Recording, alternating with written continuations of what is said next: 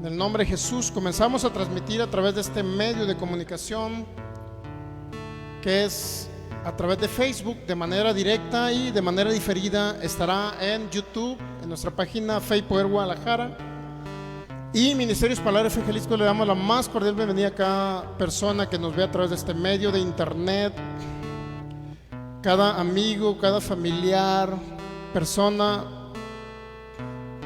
No importa si usted nos está viendo del otro lado del planeta, créalo que el Señor tiene una palabra para usted en este día. Es Dios mismo hablando su vida en esta mañana a través de sus servidores. Es que sea usted bienvenido, Cristo le ama. Y vamos a continuar con un tema que se llama, y así le vamos a poner, es parte de la visión que estamos viendo, es parte de la visión que hemos de Habacuc capítulo 2, y se llama: para que nos funcione aquí en la tierra la visión, para que se cumpla toda visión. Este se llama Jesús o Yahshua, entre signos de interrogación. ¿Cuál es el nombre que debemos de mencionar? Si es el de Jesús o es el de Yahshua, el idioma español o el idioma hebreo. Vamos a Marcos capítulo 16 versículo 17. Así dice la palabra en el nombre de nuestro maravilloso Señor Jesucristo. Y estas señales seguirán a los que creen. Dijo Jesús: en mi nombre echarán fuera demonios, hablarán nuevas lenguas, tomarán en las manos serpientes, y si comieren cosa mortífera no les hará daño. Sobre los enfermos en mi nombre, dice, pondrán sus manos y sanarán. Padre, te damos gracias en el nombre de Jesús. Gracias por tu fidelidad y por tu amor, por tu gran bondad manifiesta en esta mañana. Gracias, Señor, mientras enseñamos tu palabra, tú extiendes tu mano poderosa para que en tu nombre se hagan milagros, señales y maravillas, Señor Jesús. Y que una persona que nos ve esté siendo libre del mundo de las tinieblas, libres de la enfermedad, libres del infierno, libres de todo ataque satánico. Hoy desatamos la revelación y la sabiduría de Efesios 1:17 para que se alumbren los ojos de nuestro entendimiento y podamos comprender cuál es nuestra herencia en los santos en Cristo Jesús. Creemos que tenemos la mente de Cristo, 1 Corintios 2:16, que pensamos, hablamos y actuamos como Cristo aquí en la tierra, porque somos el cuerpo de Cristo en manifestación. La sabiduría de Proverbios 3 y 8, que es más preciosa que el oro y la plata, porque proviene de la fuente de vida que eres tú, Espíritu de Dios, que nos revela todas las cosas, que nos enseña tu palabra y nos confirma lo que Cristo Jesús hizo aquí en la tierra hace 2000 años. Espíritu Santo, fluimos contigo para que tus palabras sean puestas en mi mente y en mi boca, para que salgan palabras para bendecir a cada persona que nos va a escuchar a través de este medio. En el nombre de Jesús, hoy conoceremos tu nombre, Jesús, todo lo que representa ese nombre que es sobre todo nombre, y ante el cual toda rodilla se dobla. Te damos gracias, Espíritu de Dios. Todo pensamiento de nuestra mente natural lo llevamos cautivo a la obediencia a ti, Señor, y derribamos todo argumento mental que se levante contra el conocimiento tuyo y tu palabra. En el nombre de Jesús hacemos guerra espiritual a través de tu palabra, Señor, derribando todo lo que se haya levantado contra el conocimiento tuyo y de tu nombre, Jesús, aquí en la tierra. Y te damos gracias porque tu nombre, Señor, que es sobre todo nombre, hemos sido libres del infierno, libres de la enfermedad, libres de la pobreza, libres de todo ataque satánico. Te damos gracias, Señor, que no son nuestros conceptos humanos, nuestra mente natural, sino seas tú a través de nosotros, usando nuestras vidas, Señor. Y declaro que somos árboles plantados junto a corrientes de agua, que damos nuestro fruto a nuestro tiempo y nuestra hoja, y todo lo que hacemos prospera, Señor, en el nombre de Jesús. Y ni una hoja cae, ni es destruida de nuestras vidas, Señor. Te damos gracias porque somos árboles frondosos, árboles de justicia, que fructificamos en el nombre de Jesús. Te doy gracias, Señor, porque estamos plantados en las mejores aguas, Señor. Y te damos gracias porque nos das pastos verdes, Jesús. Nos alimentas con el mejor alimento espiritual, que es tu palabra, para que venga la fe para mover montañas en esta tierra, Señor. Y te doy gracias porque todo proviene de ti, Señor. En el nombre de Jesús. Amén. Gracias, Jesús. Muy bien, pues continuamos con estos temas. A la vez son temas controversiales, son polémicos, por decirlo así, pero es importante que entendamos cuál es el nombre ante el cual pueden funcionar las cosas aquí en la tierra. ¿Será el nombre del Señor Jesús en hebreo? ¿Será en arameo? ¿Será en griego? ¿Será en latín? ¿Será en alemán? ¿Será en chino? ¿Será en japonés? ¿O mandarín? No sé cómo le puedan llamar ese idioma. ¿O será en nuestro castellano, en nuestro español? ¿O en el idioma de los tarahumaras? ¿Cuál es el que funciona? Mi hermano, tenemos que tener plenamente convicción de lo que representa el nombre de Jesús, porque Él dice en Marcos 16:17, estas señales seguirán a los que creen, y lo dice en mi nombre, y ahí comienza a hablar del poder de Dios manifestado en el nombre de Jesús. Y entendiendo que la palabra nombre, si usted la verifica en el griego, esa palabra es la palabra onoma, que significa no nada más el nombre, sino los atributos de la persona. No nada más el nombre, sino la autoridad de la persona.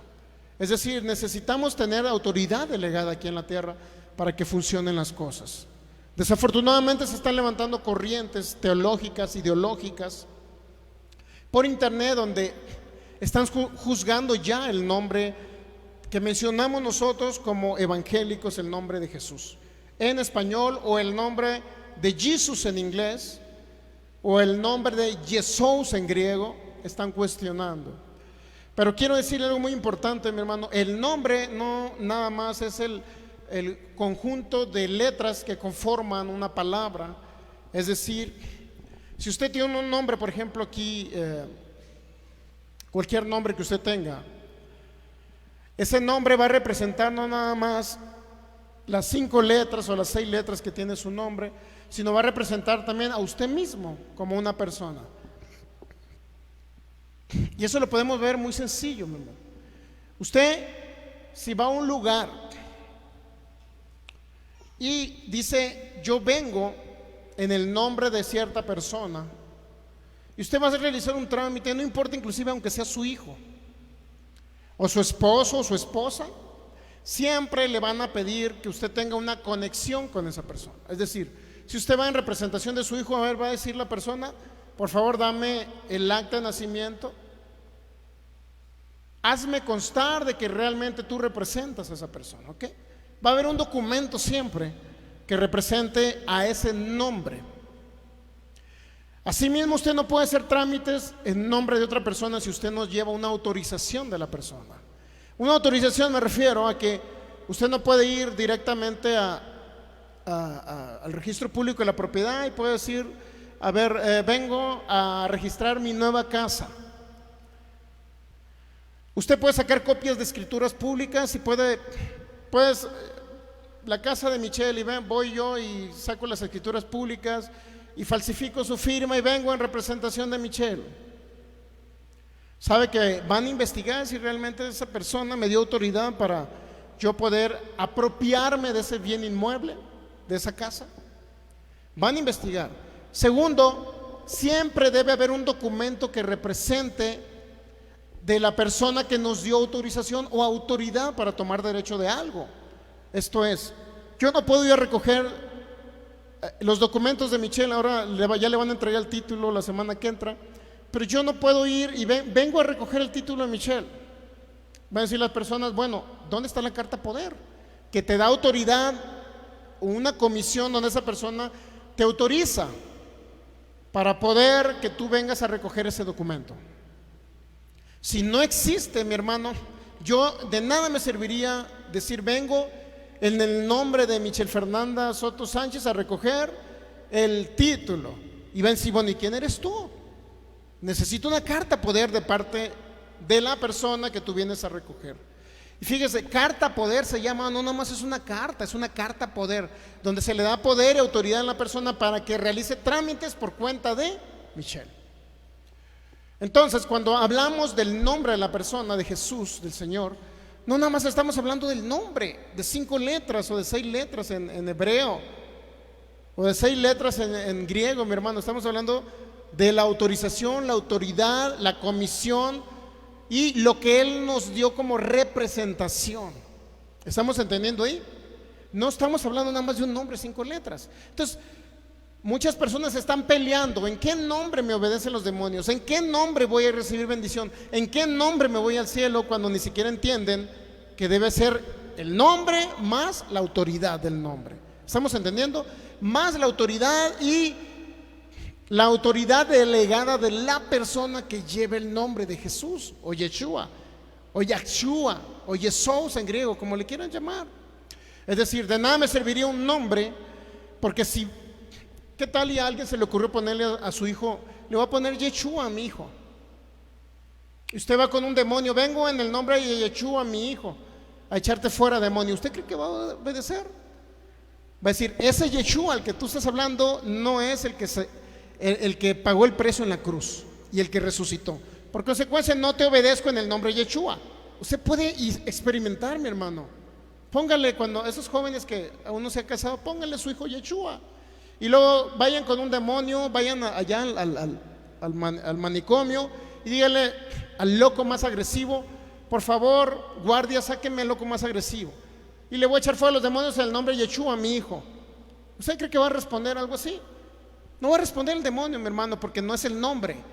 El nombre incluye de la persona que nos estamos refiriendo que lleve ese nombre. Porque cree que Satanás hizo muy común el nombre de Jesús. Sí sabe que lo hizo muy común, de tal manera que uno se llama, digo, yo no lo estoy juzgando usted si se llama Jesús o Jesús, no sé cómo le han puesto, no sé, si es mujer. Pero hay Jesús María, Jesús Manuel, José de Jesús. ¿Qué más? ¿Otro? Dígame otro. Jesús Rafael. ¿Qué más? Hay muchos nombres. Jesús María. ¿Cómo le va a decir usted a uno que se llama Jesús María? Chema, ¿no? No se le va a ocurrir decir Jesús. Yo a ninguna persona que se le hayan puesto Jesús le digo Jesús. Mi suegro se llama Jesús. ¿Y cómo cree que le digo? Don Chuy. Porque aquí no hay más que un solo Jesús. No hay más que uno. Y si ya la gente lo hizo común el nombre, bueno, yo no los critico a ellos, por ignorancia lo hicieron. Pero nadie le voy a llamar Jesús más que a mi Señor, porque sé lo que representa, sé quién lleva ese nombre, sé quién murió por mí. ¿Estamos entendiendo ahí?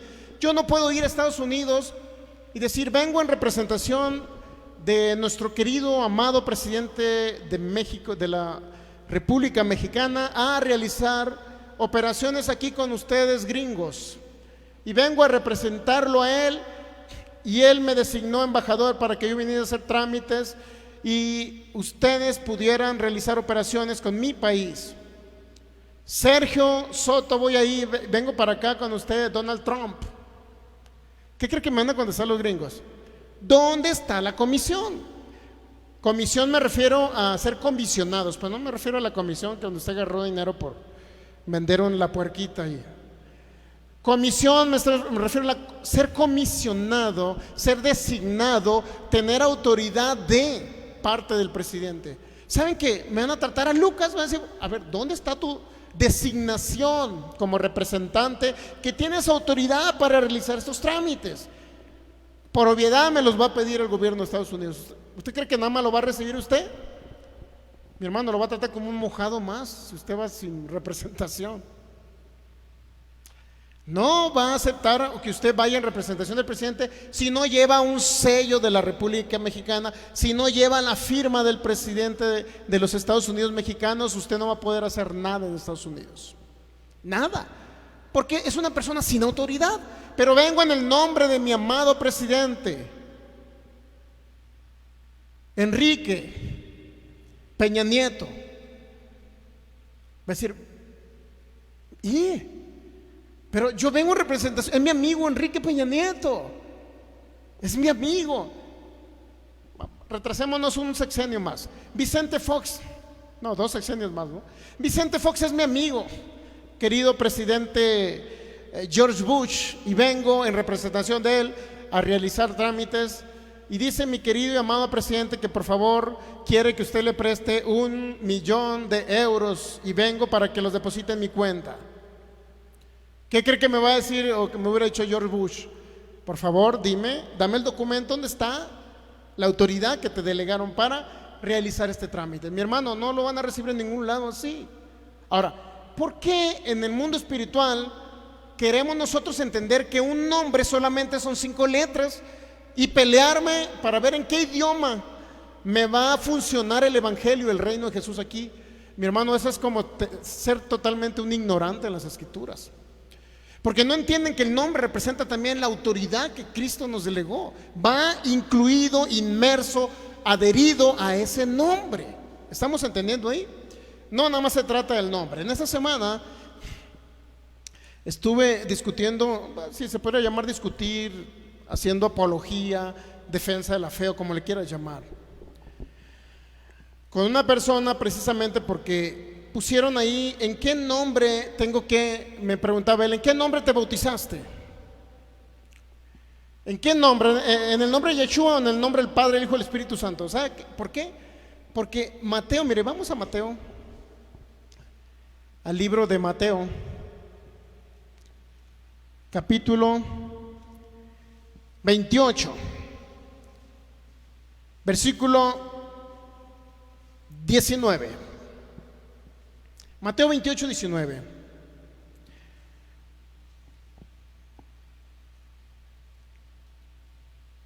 Por tanto, id y haced discípulos a todas las naciones, bautizándolos en el nombre del Padre, del Hijo y del Espíritu Santo.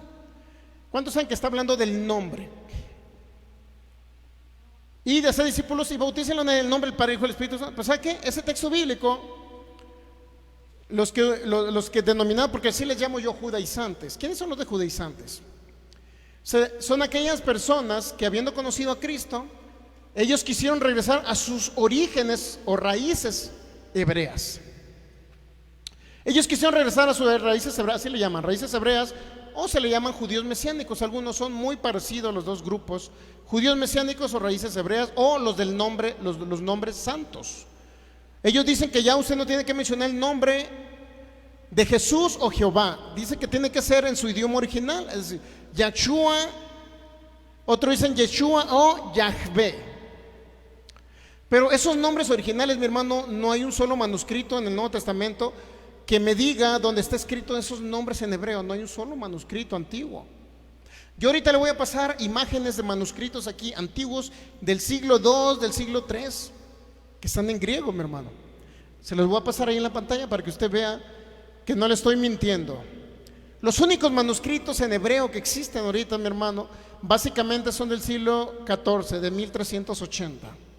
Y esos manuscritos que se escribieron, hay 3 grupos de manuscritos. Uno que se llaman los manuscritos o el libro de Mateo, llamado de Shem Tov, que era un judío, obviamente, que vivieron en la época de la Santa Inquisición, vivieron ellos. Ahora, existen otros de 1500 en adelante y otro de 1700, de un mentado, no recuerdo el nombre de la persona, creo que es el Evangelio de Zacarías, no recuerdo cómo se llama esta persona, pero todos eran judíos. Todos esos que existen son judíos, y el más reciente son del siglo XIV, de 1382, por ahí aproximadamente.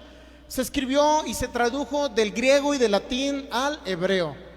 Manuscritos anteriores, mi hermano, no existe ninguno en hebreo. Entonces, ¿cómo pueden ellos constatar que realmente a Jesús se le decía Yeshua por la iglesia primitiva? ¿Cómo pueden constatar si no hay un solo documento? Solamente existen esos manuscritos del siglo XIV que fueron traducidos del latín y del griego al hebreo. ¿Y sabe por qué se tradujeron esos? ¿Sabe por qué existen en esta fecha? Única y exclusivamente lo hacía. ¿Qué es lo que hacía la Santísima Inquisición? ¿Sabe lo que hacía la Santísima Inquisición? Iban a una comunidad judía que vivían obviamente en España y en aquellos países, Vivían en España, entonces llegaba el obispo católico, llegaba y decía, a ver, tráiganme al rabino a esta comunidad. Y luego llegaba y decía, bueno, va a haber un debate aquí entre el santísimo obispo y el santísimo rabino. Y ya se ponían a discutir. Y a causa de esas, porque eran debates públicos, ¿sabía? Eran debates donde estaba la comunidad judía y estaban también los católicos. Y eran debates públicos y se agarraban uno con otro. ¿Okay? Entonces, ¿qué era lo que hacía si ganaba el obispo? ¿Qué cree que hacía? Si el obispo ganaba conforme a la palabra y derribó todos los argumentos del judío, del rabino, la comunidad judía, ¿qué cree que hacía? Se tenía que convertir al catolicismo. Ahora, ¿qué hacía si ganaba el rabino? No había justicia. Si ganaba el rabino, ¿qué cree? Tenía que huir porque estaba en contra de la Santísima Iglesia Católica. Tenía que huir de ese lugar, ¿por qué cree? Por su vida, porque lo querían matar. Ahora, ante esa necesidad, mi hermano, el primer manuscrito llamado de Shem Tov, que era un judío que vivió por allá en España, en toda la provincia ibérica, por ahí vivió este hombre llamado Shem Tov. Y hubo la necesidad de traducir del griego y del latín, pues la Biblia al hebreo para conocer el cristianismo, para saber cómo pensaba el cristianismo y para debatir en esos debates públicos que se hacían contra los obispos católicos. Ahora por necesidad se tuvo que traducir la Biblia y sobre todo el libro de Mateo lo tradujeron del griego y del latín al idioma hebreo. No existe otro antecedente, mi hermano, anterior a eso, de un posible manuscrito en hebreo, o que dicen ellos, los mesiánicos y los de raíces hebreas, dicen que se destruyeron los manuscritos hebreos, lo cual no hay una evidencia. Sin embargo, lo que yo le estoy hablando, sí hay una evidencia, mi hermano, de que había una discusión contra la Santísima Inquisición y los rabinos y hacían debates públicos. Eso sí hay. En 1380, 1400, mi hermano, hay esa confronta. Hubo necesidad de traducir el libro de Mateo del latín y del griego a el hebreo. Y es el único registro hebreo que existe en la actualidad y que utilizan los mesiánicos, los que se llaman judíos, que eran evangélicos y se fueron al judaísmo mesiánico, que eran evangélicos y se fueron a las raíces hebreas. Todos ellos, mi hermano, utilizan estos manuscritos. El de Shem Tov, otro de 1519, creo que hay otro, y hay otro de 1700 y feria. Ahorita voy a buscar si traigo el dato ahí para dárselos exacto. De tal manera que ahora Mateo 28:19, por tanto, id y haced discípulos a todas las naciones, bautizándolos en el nombre del Padre, Hijo y del Espíritu Santo. ¿Qué cree que dice en el texto bíblico de ellos? ¿Qué cree que dice? Ese Mateo 28:19. En esos de donde tomaron el de Shem Tov y todos ellos de donde tomaron la Biblia, ya no dicen el nombre Padre, Hijo y Espíritu Santo. ¿Qué cree? Dice, bautizándolos en mi nombre, dice. En el nombre de Yahshua. Así dice literalmente. Ahora, ¿quién le cambió? ¿Los manuscritos griegos que son del siglo II, siglo III? ¿O alguien sí le cambió cuando tradujo del griego al hebreo? Tiene que haber una explicación aquí, mi hermano. Nadie puede ser engañado. Por lo menos yo no voy a ser engañado. Si usted quiere ser engañado, usted sabe. Pues yo sí creo lo que está en hebreo. Bueno, se ha engañado. Yo no puedo hacer nada. Y a nuestros amigos que nos ven por internet, si usted quiere ser engañado, déjese engañar como un corderito y que los lobos rapaces vengan y lo devoren. Si alguien quiere ser engañado, va a ser engañado. Hay que estudiar historia. Hay que tener historia también bíblica, historia de la iglesia primitiva, historia de los manuscritos. Todo lo que es, hay una que se llama ciencia que es paleografía, que estudia todo lo que viene siendo los idiomas antiguos. Hay paleógrafos que se dedicaron exclusivamente durante siglos estudiando esto, mi hermano. Es todo un estudio completo. No estamos hablando de gente que solamente surgió diciendo que no era cierto que se mencionara el nombre en griego. Ahora, estas personas judaizantes, mi hermano, están en contra de todo lo que quieran. Todo lo que se refiere a manuscritos griegos están en contra. Todo lo que se refiere al latín, todos están en contra. Porque dicen que fueron manipulados los manuscritos. Pero hay que investigar si realmente fueron manipulados o quién los manipuló. La versión que utilizan estos hombres es una que se llama Código Real, Brit Hadassah, y hay otra, no recuerdo su nombre, que utilizan. Y dice, vayan, hagan discípulos, Mateo 28, 19, bautizándonos en el nombre de Yeshua, así dice. Ahora, esa persona con la que tuve, bueno, o sea, yo no entro a un lugar para discutir. Pertenezco a un grupo de teología, hermenéutica, no sé más cómo se llama. Y yo puse, no recuerdo qué puse ahí, porque estaban hablando del nombre Jesús o Yeshua, qué nombre es el correcto. Y ahí me dijeron, ¿en qué te bautizaste? Y yo le regresé la pregunta. Si tú me dices que me debo bautizar en el nombre de Yeshua, entonces dime, por favor, en qué te estás basando para decirme que yo me bauticé en el nombre de Yeshua. Y puso en la pantalla Mateo 28, 19 y dice, vayan, hagan discípulos y bautícenlos en el nombre de Yeshua. Le digo, ¿y de dónde lo tomaste? Pues del manuscrito hebreo. ¿Y dónde está el manuscrito hebreo? Ah, es que lo tiene en Rusia escondido. Dios mío, digo, a mí no me vas a hacer tonto, ¿no es cierto eso? ¿Dónde tienen el manuscrito? ¿De dónde lo tomaste? No, pues de esta Biblia. ¿Y de dónde viene tu Biblia? ¿Qué creen? No me supo decir. Y segundo, yo le dije, bueno, ahora yo te voy a hacer otra pregunta. Ahora dime, por favor, ¿por qué te bautizas? Si te vas a bautizar en el nombre del Padre, Hijo y del Espíritu Santo, ¿por qué te bautizas? Si te vas a bautizar en el nombre de Jesús en español, ¿por qué te bautizas? Y si te vas a bautizar en el nombre de Yeshua, ¿por qué te bautizas? ¿Qué simboliza, qué representa el bautismo? Y luego lo llevé a Lucas 12:50. Dijo el Señor Jesús, y lo podemos poner en la pantalla, de un bautismo tengo que ser bautizado, dijo el Señor Jesús. ¿Y cómo me angustio hasta que este bautismo llegue o se cumpla? Mire, de un bautismo tengo que ser bautizado, y cómo me angustio hasta que se cumpla. Ahora yo le pregunté, ¿por qué crees que Jesús iba a angustiar por meterlo en el agua? No, cuando usted fue bautizado en el agua, ¿se angustió? Estaría muy caliente el agua, muy fría allá en Israel el agua, como para que el Señor, me angustio porque ahorita estoy bien calentito en la cama y luego me van a meter en agua helada.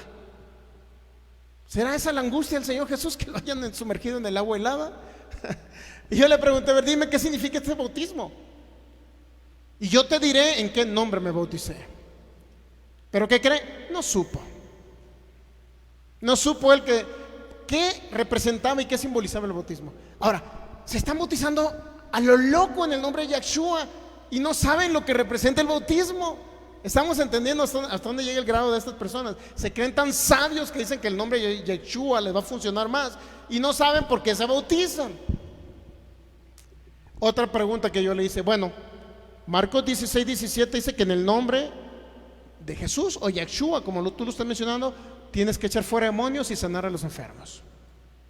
¿Lo haces? Vas a los hospitales y ves milagros y maravillas. Me dice, pues esos que hacen milagros, me dice, Satanás también hace milagros, me dice. Fue la única contestación que me dio. Satanás también hace milagros. Vete a los católicos, dice, allá tienen una imagen y también les hacen milagros. Pero tú haces milagros en el nombre de Jesús, le pregunté yo. ¿Sanas a los enfermos en el nombre de Jesús? Me contesta, pero es que también Satanás hace milagros. No, dime si tú los haces. ¿Qué cree? No sanan a los enfermos ni tampoco hacen milagros. ¿Y por qué los hacemos? Por el poder del Espíritu Santo y en un nombre que es sobre todo el nombre, que es el nombre de Jesús. O sea, se bautiza en el nombre de Yeshua y no sabe qué simboliza el bautismo. Segundo, utiliza el nombre de Jesús, de Yeshua, en hebreo, pero no sabe que tiene que echar fuera demonios, ni tampoco por el poder del Espíritu Santo sana a los enfermos. Entonces, ¿de qué le sirve el nombre de Yeshua? Le pregunté, ¿entonces de qué te sirve el nombre de Yeshua? Ah, es que es el nombre santo y los otros nombres son de la Babilonia, la iglesia romana. O sea, salió con incoherencias. ¿Sí me explico? Salió con incoherencias. Ahora, ni sana a los enfermos en el nombre de Jesús y se bautiza en el nombre de Yeshua, pero no sabe qué significa el bautismo. Entonces dices, bueno, entonces ¿a qué estamos jugando? ¿De qué se trata todo esto? Si me podemos volver un poquito más por acá, por favor. Entonces, mire, yo sí sé qué representa el bautismo. Ah, gracias. Yo sí sé qué representa el bautismo. Yo sí sé por qué me he bautizado en ese nombre. Yo sí lo sé. Mateo 28:19 lo cambiaron totalmente, ese hebreo que dicen ellos que viene del antiguo hebreo que fue destruido. ¿Cuál? No existe ni un manuscrito hebreo antiguo. Ahora, estamos hablando, mi hermano, para que usted no se deje engañar. Las personas que le han metido esa basura en la cabeza de que el nombre Jesús no funciona ya porque estamos hablando en español. Es que la J surgió en no sé en qué tal época. Salen con esas ideas, pues. Pero vamos a analizar todo eso. Salen con la idea de que los nombres no se traducen o se transliteran. Realmente la técnica correcta es transliterar, no es traducir. Pero ya analizamos la Septuaginta. Recuerdan que en Esdras capítulo 3, sí es Esdras, ¿no? Esdras capítulo 3 versículo 2 menciona el nombre de Josué en español. Y la primera traducción que se hizo del siglo II, ahí lo vamos a poner en pantalla, si podemos poner por favor la imagen. La primera traducción que se hizo del siglo II o 3 antes de Cristo, designada para las comunidades judías que vivían fuera de Israel, que se le llamaban comunidades judías helenizadas. Helenizadas porque ya hablaban solamente el idioma griego. Esta traducción fue hecha por un hombre llamado Ptolomeo II Filadelfo, siglo II, siglo III antes de Cristo, y fueron 72 eruditos en hebreo y en griego, mi hermano, los que hicieron esta traducción. Ahora me salen con que los nombres no se traducen. Hay una regla de lingüística, que dice que los nombres no se traducen, pero hay una excepción a la regla. Y la excepción es que sí se traducen los nombres siempre y cuando sean de diferente alfabeto. Por ejemplo, del alfabeto chino al alfabeto aquí español o castellano, como se le quiera llamar. Sí es factible que se traduzcan los nombres, porque si no, usted cómo va a mencionar un nombre que nada más va a haber símbolos chinos. ¿Cómo lo va a mencionar usted un nombre de símbolos chinos? ¿Qué va a decir? Este hombre se llama Garabatos. Y así sucesivamente. Si podemos poner por favor, ese creo que es la número 1.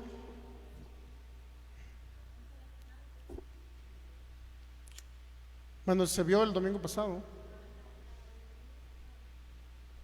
En PDF, por favor, pónganle la imagen y en lo que seguimos hablando, ¿ok?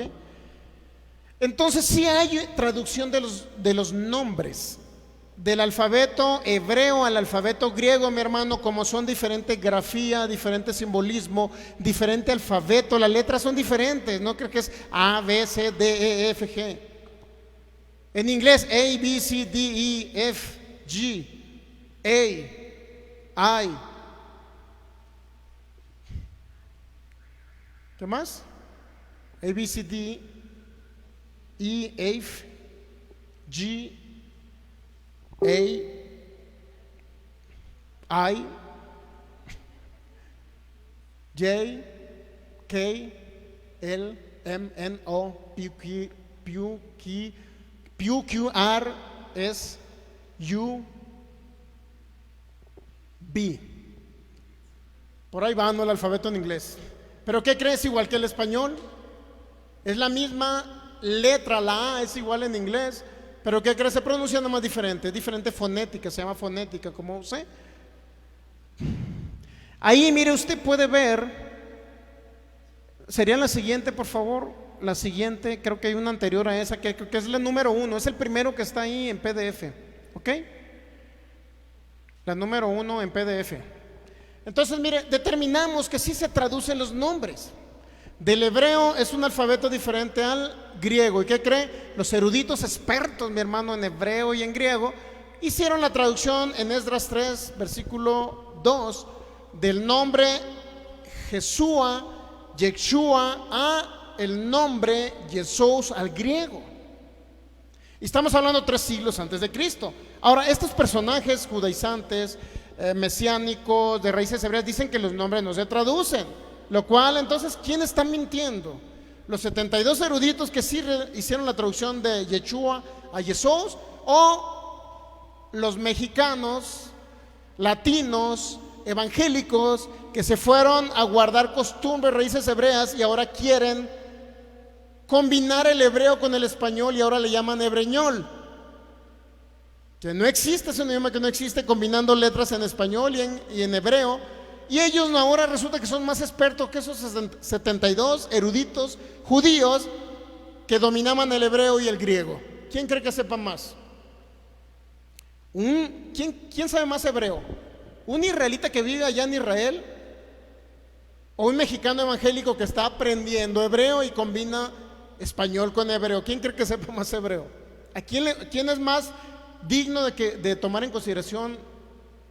¿Quién es más respetable, mi hermano? ¿Qué dice ahí? Usted puede ver la palabra Esdras capítulo 3 versículo 2. Usted puede verlo en la Septuaginta, mire. Esdras capítulo 3 versículo 2. En la parte del medio, no sé, traemos por favor, hubiéramos traído un infrarrojo para que usted lo vea. La parte de segunda, la primera que está encerrado, esa es la palabra de la Septuaginta. Y está literalmente, es la palabra Yesous. Los eruditos hebreos, esa la primera ruedita que ve encerrada en la parte de arriba, la segunda que ve en el medio encerrada, esa es la palabra griega Yesous. Esa palabra que usted ve encerrada como Yesous fue la traducción que hicieron los eruditos del hebreo al griego. Y ahora me salen los judaizantes que los nombres no se traducen, que no se transliteran, porque esa es la técnica correcta, que no se pueden traducir pues de un idioma a otro. Cuando ya lo hicieron los 72 eruditos del hebreo, exactamente, ándale, perfecto, mira, ahí está, mire, ¿ya lo ve? Ahí está, literal. Ahora, si nos vamos en la parte de abajo, es un interlineal en hebreo, mi hermano, en la parte de abajo, en la última que está encerrado, no, el que está encerrado ahí mismo en la pantallita, ese viene de un interlineal también del griego, creo que es Huescorijor, algo así. También viene el mismo nombre de Yesous, y estamos hablando de Mateo 1:16. En Huescorijor está traducido otra vez el nombre de. Ahora, mi hermano, en la iglesia primitiva, en la época del Señor Jesús, había regularmente el idioma comercial, el idioma común. Ahora, cuando el Señor Jesús lo llevaron ante el concilio, ante Pilato, usted puede ver esa conversación. Di si tú eres el Hijo de Dios, le preguntaba a Pilato, ¿no? Están diciendo que tú eres el rey de los judíos. Cuando se comunicaban los rabinos, en ese caso eran el sumo sacerdote Caifás, Anás, Caifás, cuando se comunicaban con Pilato, ¿usted cree que les iban a hablar en hebreo a Pilato, mi hermano? En todo ese tipo de conversaciones era el griego koiné, era el que tanto el emperador, ¿cómo se llama? El César, o como se le llame, pues, Pilato, los romanos, cuando se comunicaban con el pueblo israelita, los judíos, se tenían que comunicar en el idioma koiné griego. No podían ellos venir a hablar en hebreo, arameo, ante Pilato y ante los romanos, mi hermano. Había un idioma en común que se llamaba el griego koiné, que entró aproximadamente 3 siglos antes a través de un hombre llamado Alejandro Magno.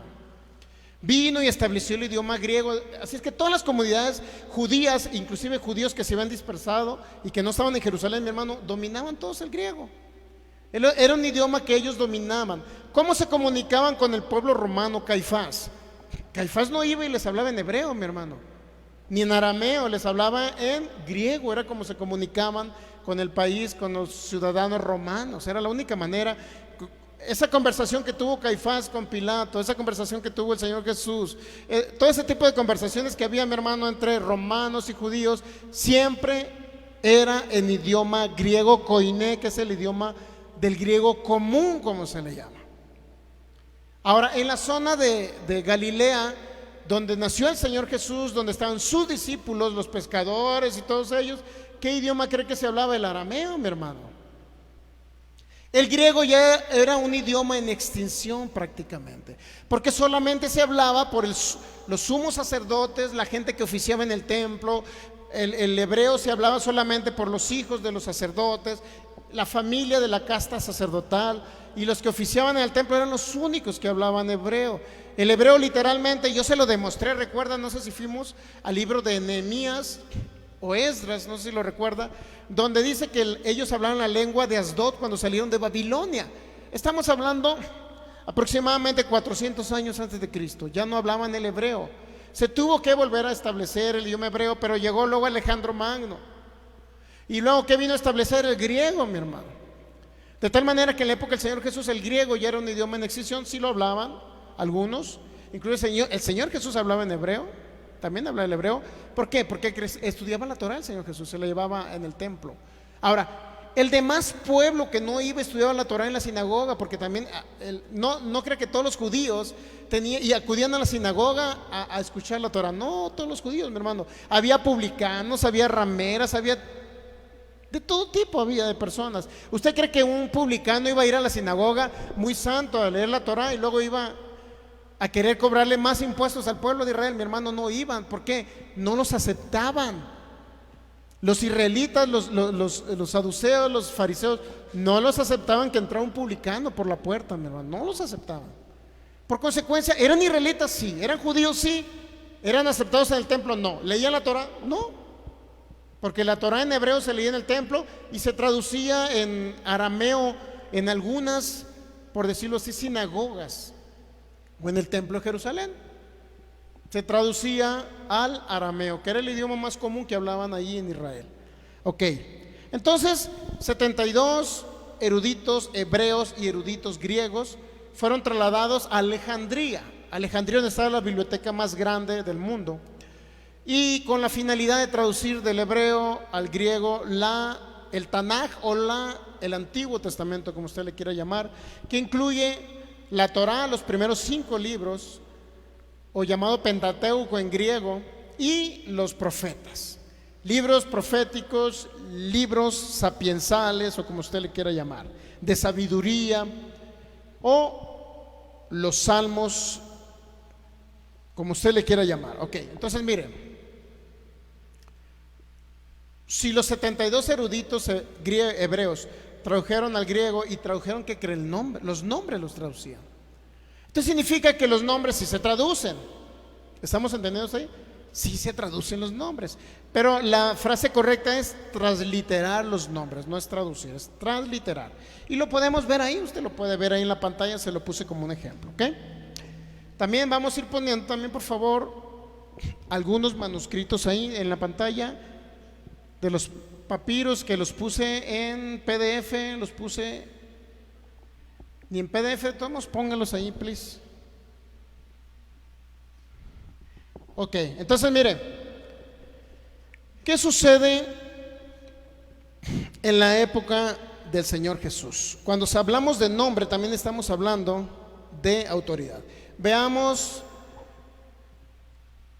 por favor, Juan capítulo 5, versículo 43. Esta parte ya nos salió en la última enseñanza que dimos totalmente, cuando, si recuerdan, cuando hubo algún evento del hielo y todo eso, se fue el internet o hubo problemas con el internet, ya no salió nada de esto, salió todo distorsionado.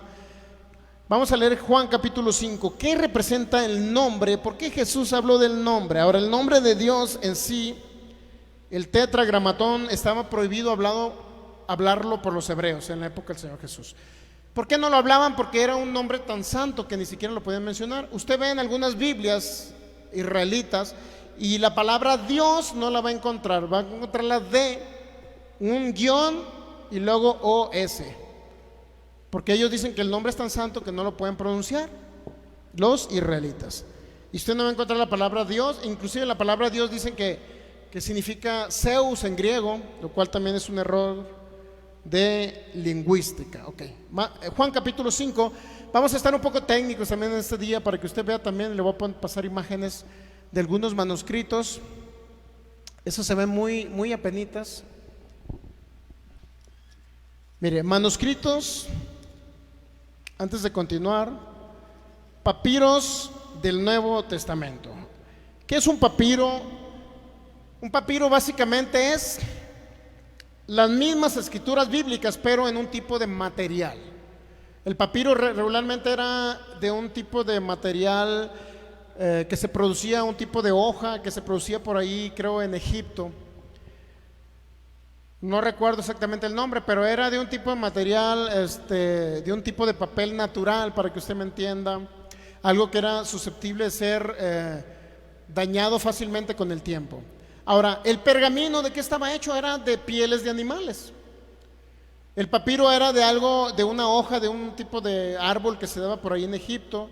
Y el pergamino era hecho en base a pieles de animales. Por eso regularmente los pergaminos se mantuvieron más tiempo. Pero aún así hay papiros. Mire, hay un papiro en 1947, mi hermano. Los primeros manuscritos evangélicos, de los evangelios, perdón, se escribieron utilizando papiros, en su forma de rollo por una cara, o bien en forma de códice, que viene siendo escrito por los dos lados. Algunos especialistas señalan que hay una lista, bueno, realmente señalan una lista de papiros del Nuevo Testamento.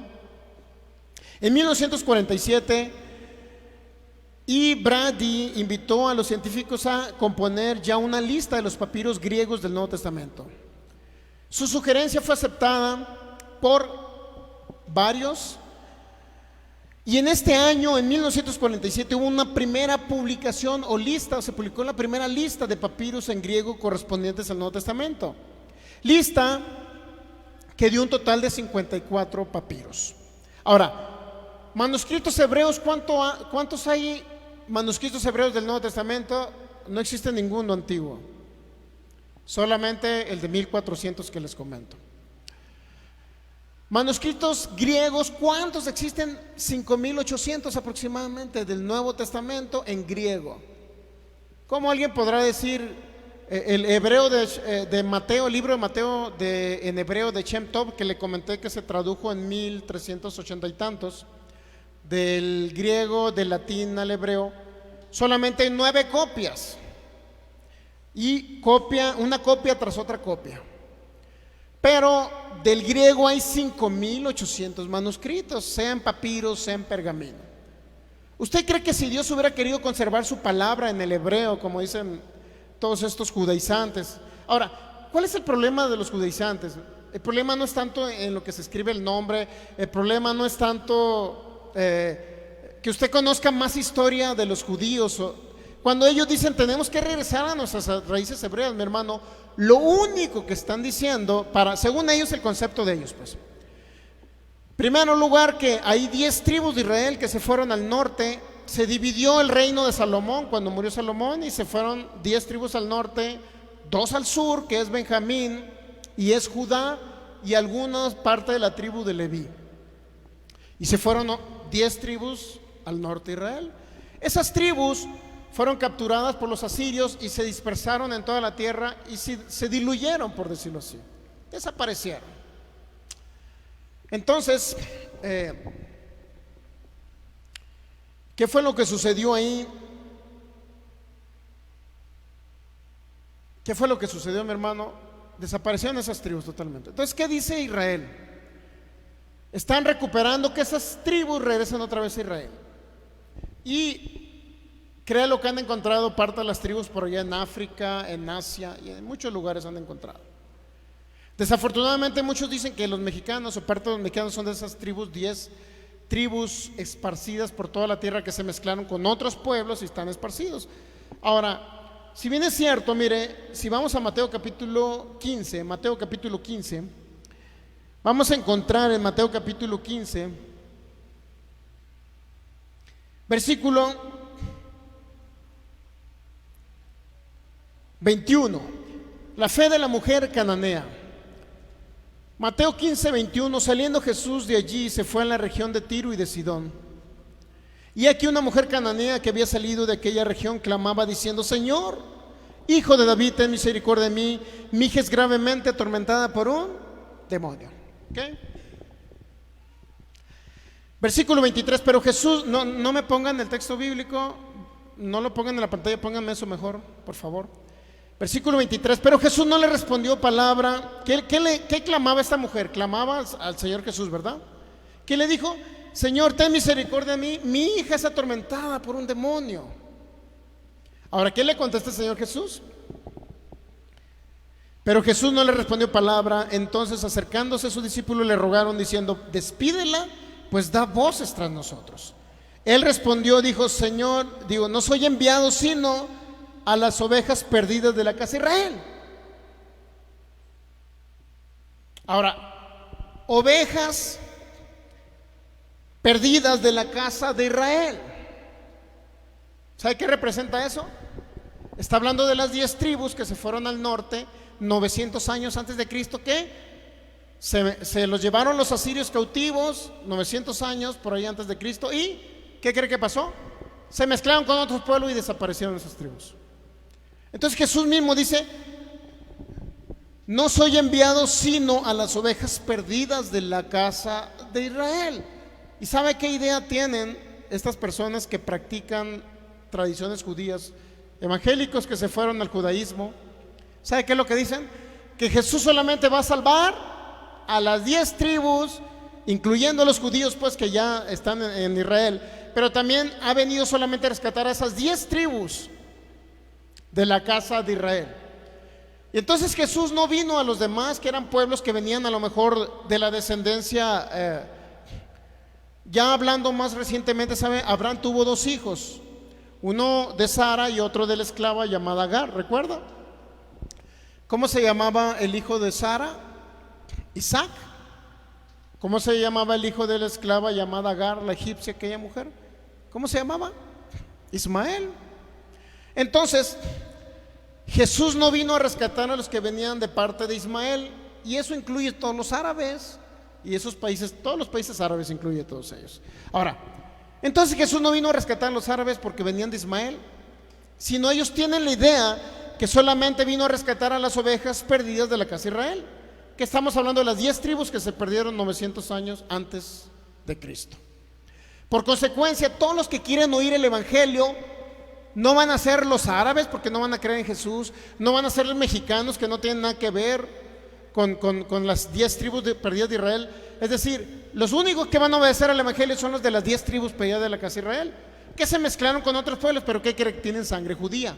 Son los únicos que van a ser rescatados. Es decir, como diciendo, Dios no tiene misericordia por toda la humanidad, solamente por las 10 tribus perdidas de la casa de Israel. Eso creen los mesiánicos, eso creen los de raíces hebreas. Ahora mire, si fuera cierto, porque Jesús dijo aquí, mire, Mateo 15, 24, Él respondió y dijo: no soy enviado sino a las ovejas perdidas ¿de qué?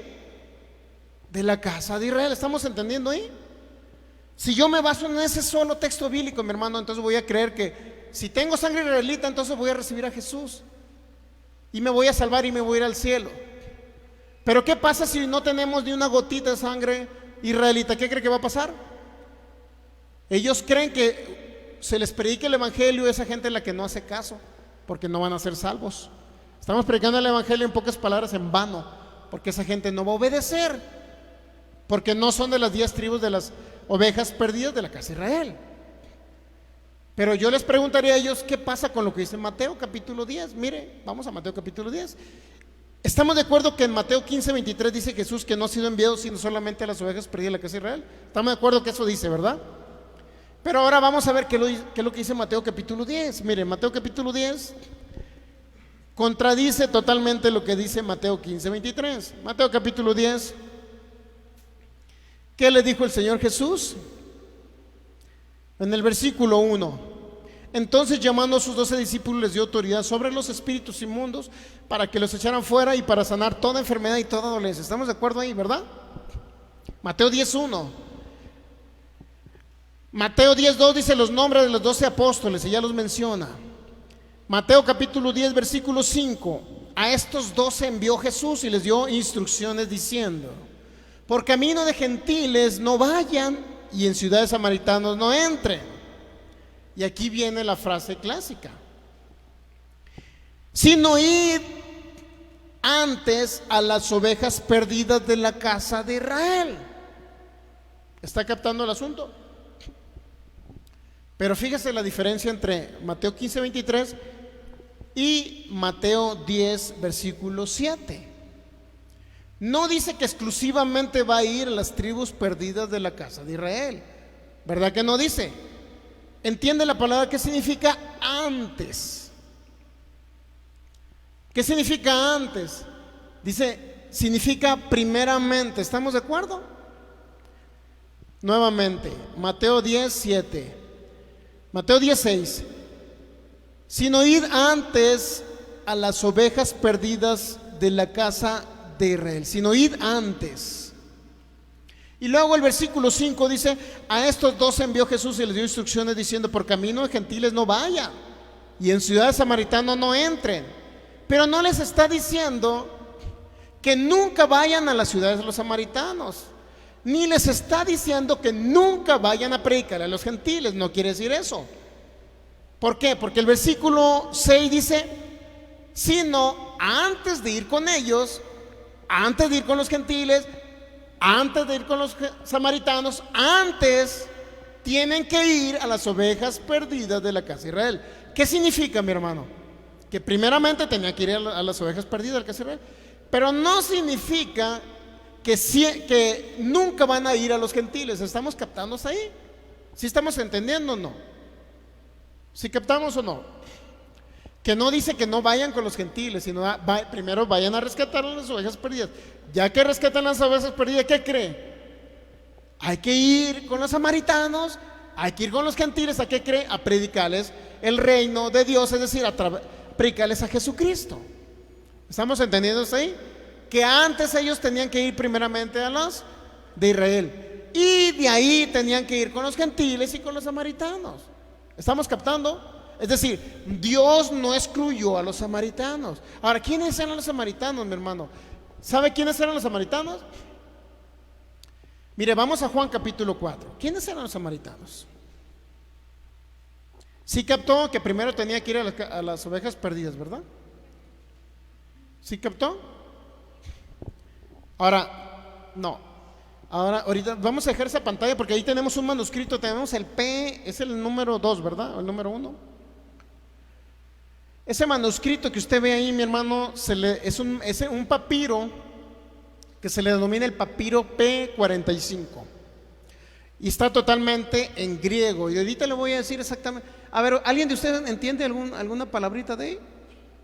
Aparte de que poco se ve. ¿Alguien entiende alguna palabrita de ahí? ¿Por qué cree que es necesario que se traduzcan y se transliteren los nombres? Porque no entendemos el alfabeto, no entendemos ese idioma. Entonces, mire, vamos a Juan capítulo 4.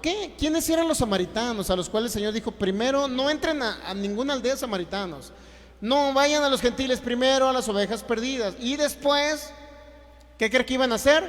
Tenían que ir con los gentiles y con los samaritanos. Es decir, no excluyó a aquellos que no eran de las 10 tribus de Israel. Y los judaizantes dicen que solamente Dios tenía que rescatar a los de las 10 tribus. ¿Y qué cree que iba a pasar con los demás? Que se fueran al infierno. Eso es lo que dicen los judaizantes, ¿me entienden? No es una doctrina bíblica esa, mi hermano. Son solamente sectas que se crean para engañar a los evangélicos. Juan capítulo 4, ¿qué pasó con la historia de la mujer samaritana?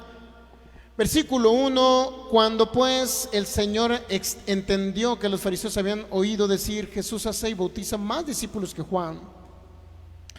Y vamos a la historia un poco más adelante, ¿ok? Aunque Jesús no bautizaba sino sus discípulos, salió de Judea y se fue otra vez a Galilea. Y le era necesario pasar. ¿Por dónde iba a pasar el Señor Jesús? Por Samaria. Ahora, ¿los samaritanos eran israelitas? No, mi hermano. Llegaron los asirios en el 1000 y tantos antes de Cristo, en el 1020 por ahí antes de Cristo. Llegaron los asirios a las 10 tribus de Israel, sacaron gente de la tribu de Israel y se los llevaron a otros pueblos.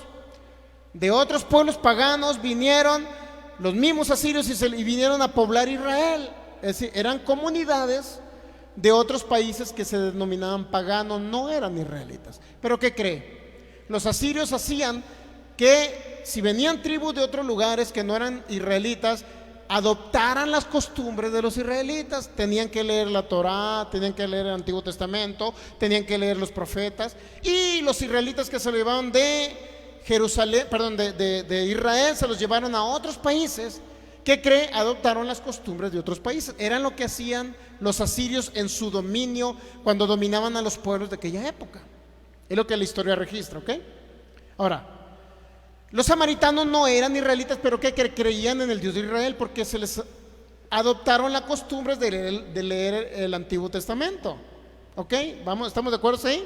Hasta ahí vamos bien. Eso es lo que la historia registra, investíguelo, mi hermano. Yo no le cuenteo nada. Le era necesario, Juan 4, le era necesario pasar por Samaria. Vino pues a una ciudad de Samaria llamada Sicar, junto a la heredad de Jacob, dio a su hijo José. Mire, estamos hablando parte del país de Israel, Samaria. Y estaba allí el pozo de Jacob. Entonces Jesús, cansado del camino, se sentó allí junto al pozo. Era como la hora sexta. La hora sexta eran como las 12 del día aproximadamente, ¿no? Y vino una mujer de Samaria a sacar agua, y Jesús le dijo: dame de beber. Pues sus discípulos habían ido a la ciudad a comprar de comer. La mujer samaritana le dijo: ¿cómo tú, siendo judío, me pides a mí de beber, que soy mujer samaritana? Porque judíos y samaritanos no se tragan entre sí, así como ciertos hermanitos. Respondió Jesús y le dijo: si conocieras el don de Dios, ¿quién es el que te dice dame de beber? Tú le pedirías y él te daría agua viva. La mujer le dijo: Señor, no tienes con qué sacarla y el pozo es hondo. ¿De dónde pues tienes agua viva? ¿Acaso eres tú mayor que nuestro padre Jacob, que nos dio este pozo, del cual bebieron él y sus hijos y sus ganados? Mire, una mujer samaritana.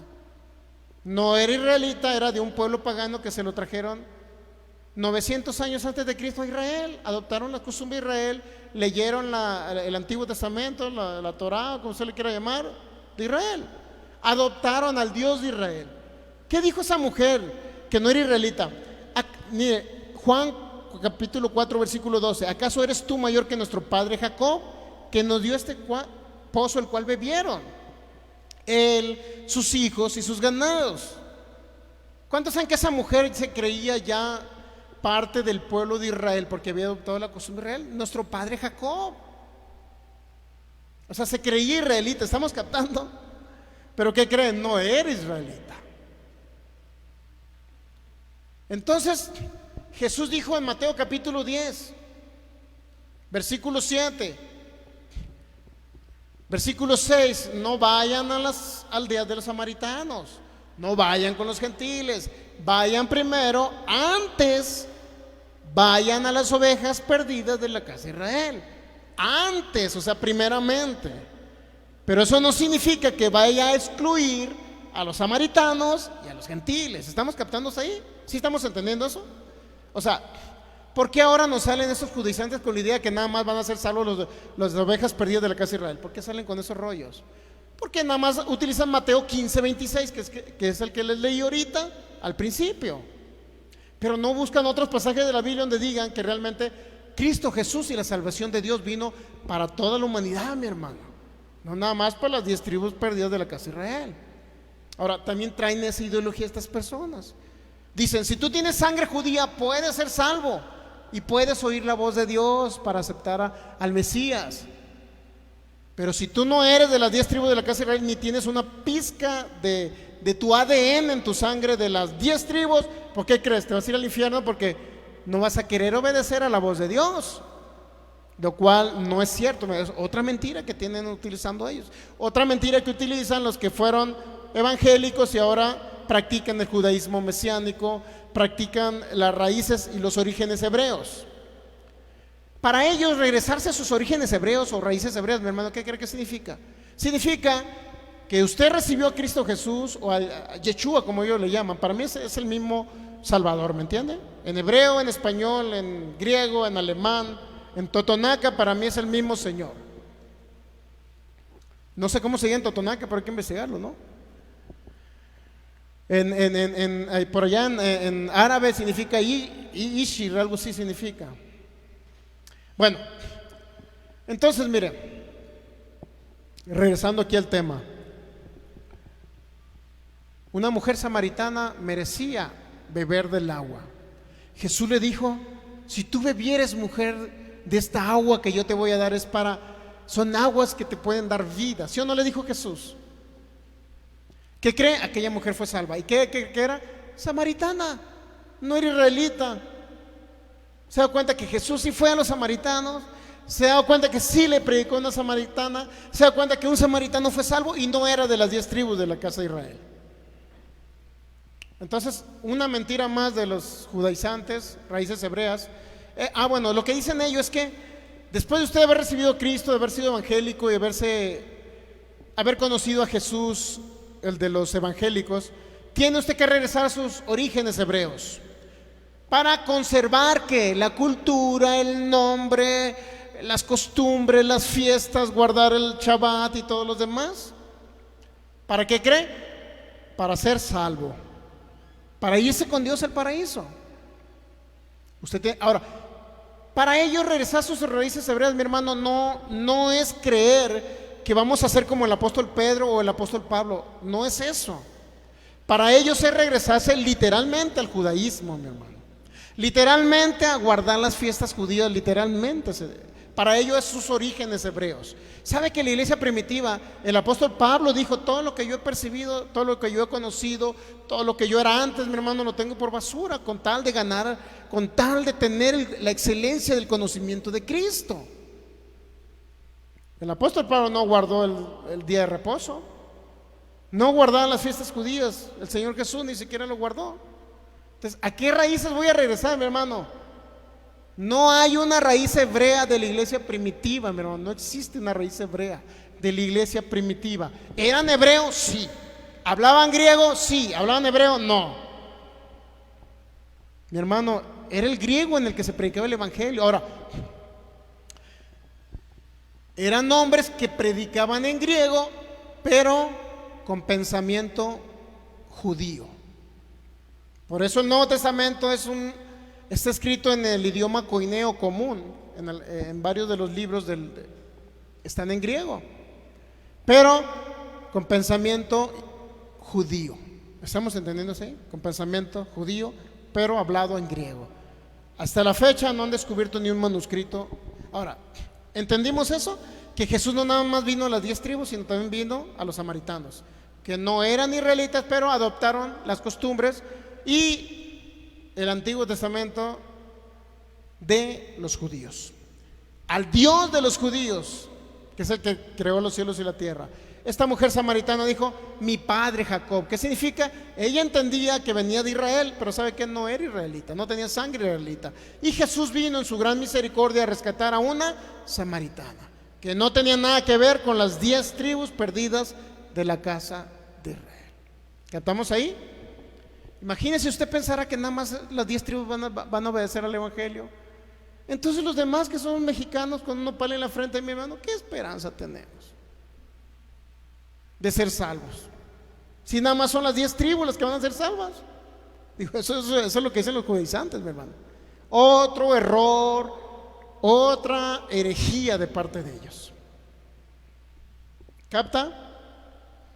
Mi hermano, no se deje engañar por ese tipo de doctrinas heréticas, porque son puras herejías. Ahora, vamos a regresar a los papiros. El papiro que usted ve ahí en la pantalla es uno de los papiros, de los 54 papiros que fueron expuestos o sacados a la luz pública en 1947. 1951, otro especialista llamado Manfield elevó la lista a 62 papiros que hasta la fecha se conservan.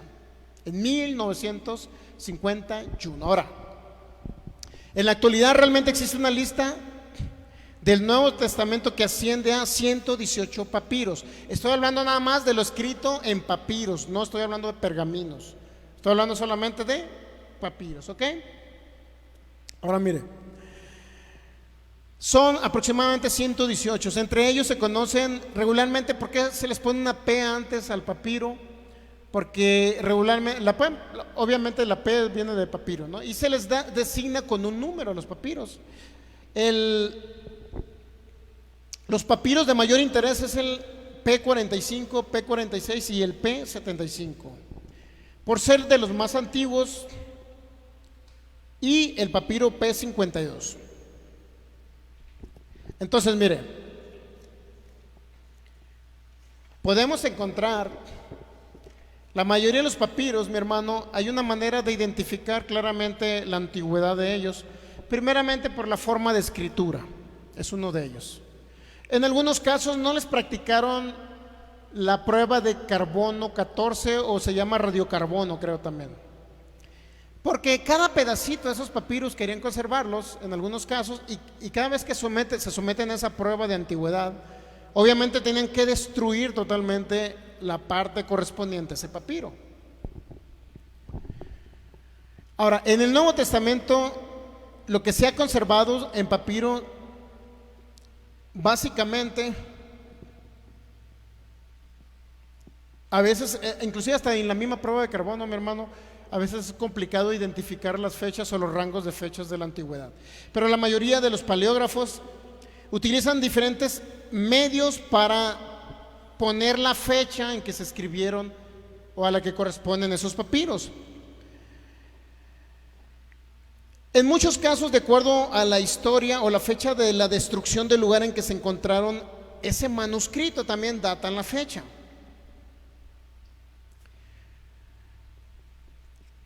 Y otro tipo de métodos que utilizan esos hombres que son expertos en paleografía, es decir, viene siendo el análisis de los idiomas antiguos. A ese le llama a ellos paleógrafos. Ahora, el papiro P45, que es el que usted encuentra ahí en la pantalla, el P45 compuesto es el que viene como número 1. Ese es el que tenemos como número 1 ahí. Papiro P45. Mira, el P45, ese está totalmente en griego, mi hermano. Ahora, mire, le estoy mostrando evidencia histórica de documentos que en la actualidad existen. No les estoy hablando, no vengo a mostrarles para que usted me entienda. Si alguien va a mostrarle un manuscrito en hebreo, mi hermano, por favor, verifique lo que realmente exista. Este es el papiro P45. Y este vendría siendo la hoja 22. La hoja 22 del papiro P45. Ahora, ¿a qué corresponde? ¿Qué es lo que está escrito en esa hoja? Viene los Hechos de los Apóstoles, Hechos 8:34 a Hechos capítulo 9 versículo 6. Viene en esa hoja, que es la hoja 22 del papiro P45. ¿Okay? El papiro P45 consta de en total de unas 30 hojas. Y es uno de los más importantes. Mira, la mayoría de los especialistas sitúan la antigüedad de este papiro a finales del siglo II. Ese papiro, ese documento que usted ve escrito en griego, ese viene del siglo II, mi hermano. La mayoría de los expertos, especialistas, lo ubican en el siglo II o entre los años 200 al 250 después de Cristo. Algunos de los papirólogos proponen como fecha del mismo la del año 150. Mi hermano, son personas expertos. No estamos hablando de un neófito, no estamos hablando de un evangélico que se convirtió y ahora practica raíces hebreas o judías, que solamente quiere aprender un poquito hebreo. Estamos hablando de documentos reales, mi hermano. Estamos hablando de documentos griegos que están situados o los ubican la mayoría de los expertos papirólogos. Los sitúan en el año 150, mi hermano. Ahora, el manuscrito hebreo que les hablé de Shem Tov, ¿de cuándo es? Del siglo de 1380. ¿Cuántos años son 1380 menos 150? Más de 1000 años, mi hermano. Más de un milenio de antigüedad de manuscritos griegos contra los hebreos que existen del siglo XIV. Más de 1000 años estamos hablando. Ahora, ¿cuál palabra puede ser más fiel, mi hermano? ¿El que está en griego o el que está en hebreo? ¿Cuál puede ser más fidedigno? ¿Cuál está más cercano a cuando vivieron los apóstoles, los padres apostólicos? ¿Cuál está más cerca a los hechos reales, mi hermano? Los griegos. No existen manuscritos hebreos. Y aquel que diga que hay manuscritos hebreos antiguos y que luego los tradujeron al griego y que luego desaparecieron los hebreos, mi hermano, es una fábula, es una mentira, es un cuento. No existe nada al respecto. A este hombre con el cual tuve una discusión en la semana, yo le pregunté: ¿de dónde sacas Mateo 28:19 que tienen que bautizarse en el nombre de Yeshua? ¿De dónde lo sacas? ¿Cuál es la fuente? Le pregunté. Es que están en Rusia esos manuscritos hebreos, los tienen escondidos en Rusia. Pues ¿a dónde? Dime, ¿a dónde están ubicados? ¿Cómo se denominan? ¿Quién los analizó? ¿Quién los vio? ¿Quién los tuvo a la vista? Aquí yo le estoy poniendo, mi hermano, a su vista, delante de sus ojos tapatíos le estoy poniendo manuscritos griegos del siglo I, siglo II. El P45. El papiro P45, junto con el P46 y el P47, forman parte de la llamada colección Chester Beauty o Beatty, algo así, en Dublín. ¿Dónde está? Dublín. La cual se publicó entre 1933 y 1937. Desde entonces están descubiertos estos papiros, mi hermano. La publicación de estos papiros supuso el verdadero impacto internacional que dio lugar a una abundante bibliografía, tanto totalmente en relación con la paleografía, que viene siendo el análisis de los idiomas antiguos. Ahora, estos papiros o estos códices, así se le puede denominar cuando está escrito por los dos lados, son fragmentos, pero tienen mucho valor, pues proporcionan un texto representativo de 15 libros del Nuevo Testamento. Y estos son 100 años más antiguos de los que se encontraron hasta 1930. El papiro P45 contiene fragmentos de los 4 evangelios, de los Hechos de los Apóstoles. En concreto, este papiro contiene fragmentos de los capítulos 20, 21, 25, 26 del libro de Mateo. Mateo en griego, pero del siglo II. Y los judaizantes dicen que existe un Mateo en hebreo, y el único que existe es del siglo XIV. Si nuestro Padre Celestial hubiese querido preservar manuscritos en hebreo, mi hermano, existían ahorita. ¿Por qué los tienen ellos dicen que están tan escondidos que nadie los halla y nadie los puede ver? Porque no existen. Estamos captando, no existen, mi hermano. ¿Para qué se engañan ellos? ¿Para qué engañan a la gente? ¿Sabe para qué los engañan? Para luego llevarlos a que guarden el sábado, que se circunciden, guarden las costumbres judías. Es lo único que hacen, y por eso están en contra del nombre de Jesús en español, están en contra del nombre de Jesús en griego. ¿Sabe cómo mencionaban los discípulos de la iglesia primitiva? ¿Sabe cómo se dirigían a Pilato en griego? ¿Sabe cómo le hablaban al Señor Jesús?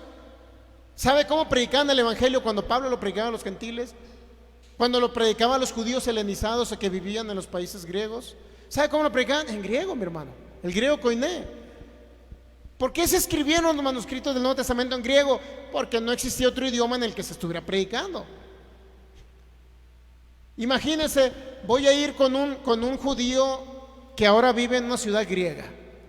Le voy a hablar en hebreo, le voy a predicar el evangelio. Va a decir el judío, ¿what?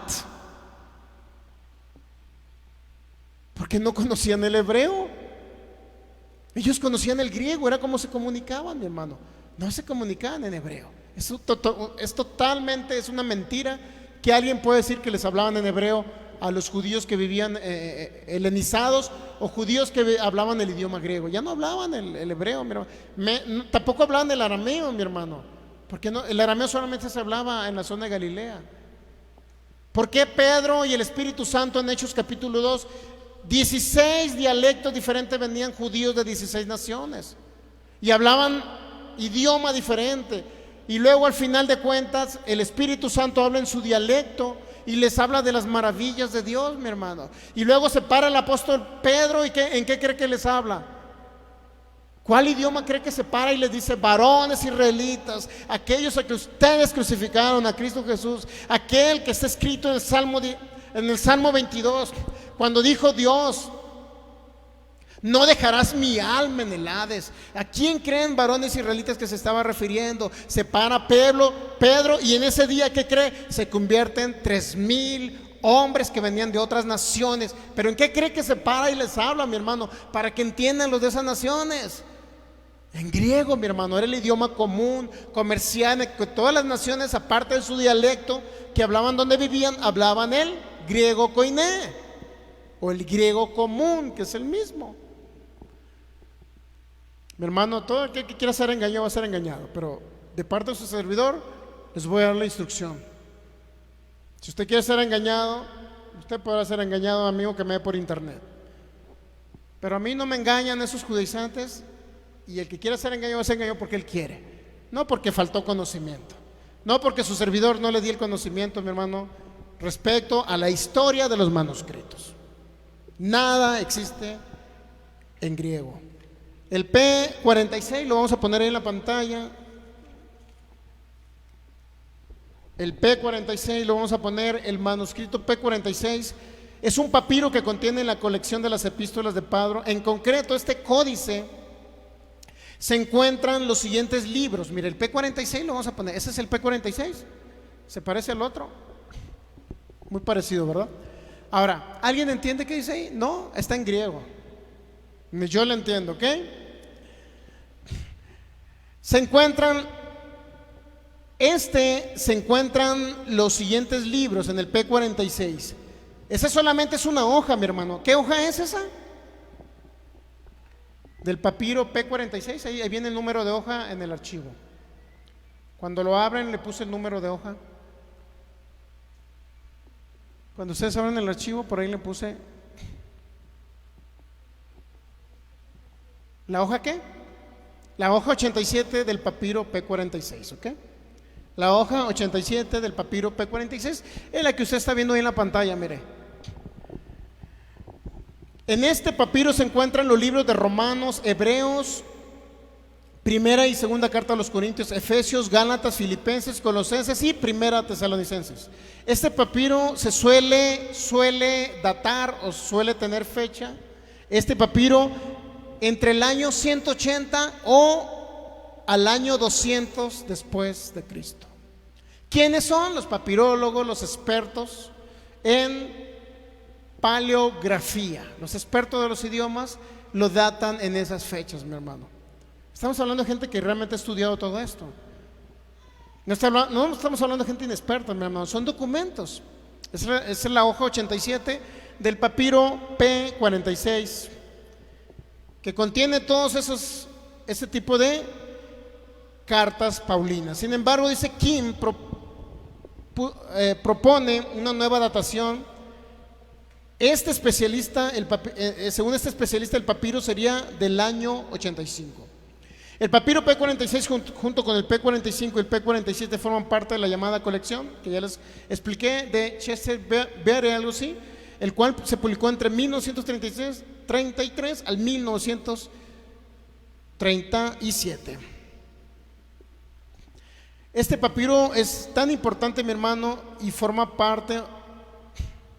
Este papiro básicamente forman parte de todas las cartas, o gran parte de las cartas paulinas. Son 86 hojas, digo que están levemente dañadas, así como usted la puede ver, la ve que están levemente dañadas. Contienen las epístolas de Pablo. Se cree que originalmente consistió de 104 hojas. La secuencia de los libros conservados es, en este orden están conservados los libros en el papiro P47: Romanos, Hebreos, Primera y Segunda de los Corintios, Efesios, Gálatas, Filemón, Colosenses, Primera Tesalonicenses. La colección original de los libros de este códice incluía posiblemente la segunda carta a los tesalonicenses y la primera a Tesalonicenses. Va a encontrar usted todas esas epístolas en el papiro P46 y consta de, ¿cuántas hojas le dije? Consta de, ¿cuántas hojas le dije? 86 hojas, ¿no? 86 hojas, papiro P46, mi hermano. Es evidencia de lo que la arqueología bíblica ha encontrado. ¿Entiende la palabra arqueología? ¿Sí? Como esos que buscan a los mentados dinosaurios. Pero estos son buscadores de libros antiguos, ¿ok? Todos estos hombres, papirólogos, expertos en lingüística, expertos en paleografía o análisis de los idiomas antiguos, ¿verdad? Todos ellos, y estos manuscritos los han datado este manuscrito, el P46, lo datan aproximadamente entre el año 180 al 200 después de Cristo, y hay otro hombre que dice que son aproximadamente del año 85 después de Cristo. Son gente experta, mi hermano, no es cualquier neófito o no documentado. Realmente son personas. Hay evidencia bíblica, evidencia arqueológica, de investigación, mi hermano, de gente que ya ha datado y ha puesto la fecha exacta o lo más aproximado entre el primer siglo y segundo siglo después de Cristo. Ahora, si alguien dice que hay un hebreo antiguo, que lo muestre, ¿no? Si realmente existe, que lo muestre. Pero ¿sabe qué? Ni uno de ellos, aún así, con la discusión que tuve yo con esta persona a través de internet, él me decía que era el nombre de Yahshua el correcto, y me decía otras cosas. Le digo, ¿dónde viene? Pues es que viene aquí en mi Biblia en hebreo. A ver, dame tu Biblia. Hebreo español era su Biblia, era hebreo español, no era hebrea. Sin embargo, le dije, ¿de dónde proviene tu Biblia? Para que me digas que Mateo 28:19 dice que se bautiza en el nombre de Yeshua. ¿De dónde lo tomas? No, pues que de unos manuscritos que están en Rusia. ¿Cuáles manuscritos? Dime cuáles. ¿Cómo están designados? ¿Con qué número? Así como yo le estoy dando cómo se designan estos manuscritos: P46, P47, papiro 46, papiro 47. De las hojas que consta, le muestro aquí en pantalla parte de las hojas. Si gustas poner también otra hoja que venga en este papiro, en el P46, y así sucesivamente, mi hermano. Hay documentos, hay información documentada, totalmente documental, de que manuscritos del primero y segundo siglo, en la actualidad, papiros, existen. ¿Y en qué cree que están? ¿En qué idioma? En griego, mi hermano, no están en hebreo. Así que cualquiera que quiera venir a meterle en su mente que es el idioma original, el hebreo, en el que hablaron los discípulos de Jesús, los seguidores de Jesús posteriormente a sus discípulos, sus 12 discípulos, es totalmente una farsa, es una falacia, es una mentira, es totalmente alguien que quiere solamente engañar, porque no existen. Yo le prometí que le iba a mostrar documentos en griego y se los estoy mostrando.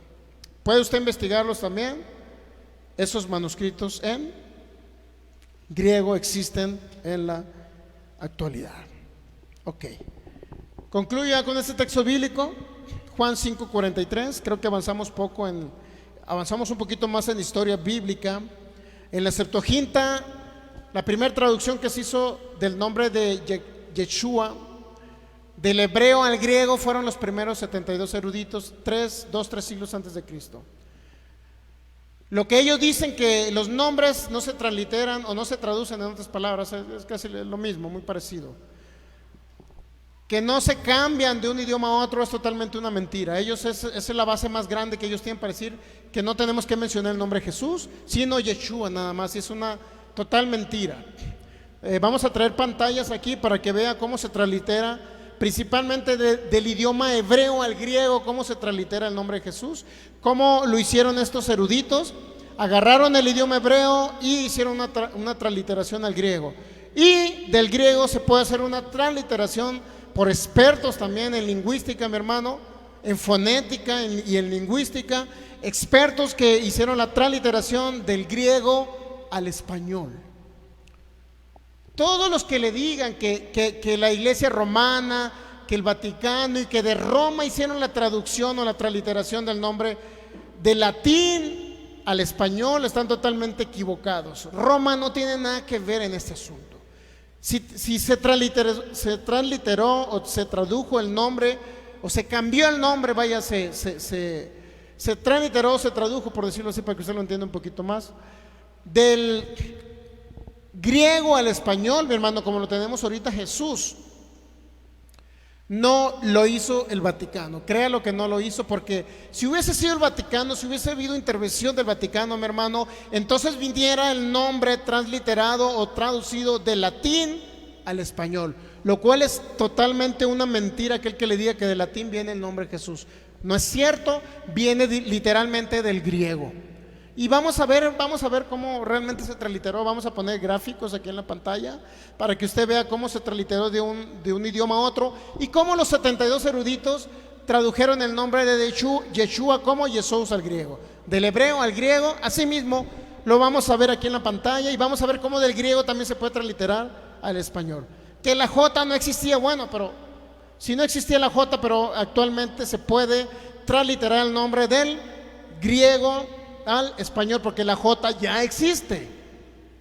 Para aquellos que digan que no existía en los primeros siglos, bueno, pero ya existe.